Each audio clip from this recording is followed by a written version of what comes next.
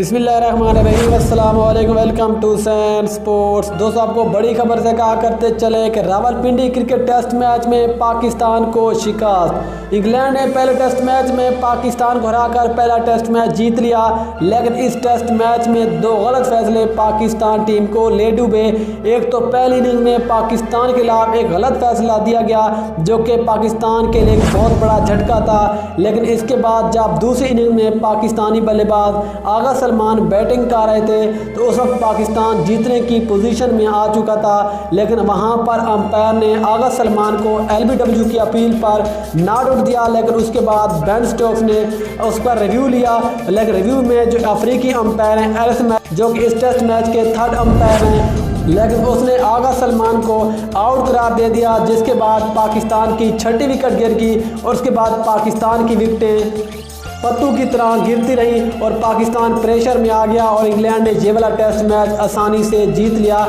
लेकिन अफसोस की बात यह है कि पाकिस्तान के खिलाफ दो बड़े गलत फैसले किए गए, जिसकी वजह से पाकिस्तान ये वाला टेस्ट मैच हार गया।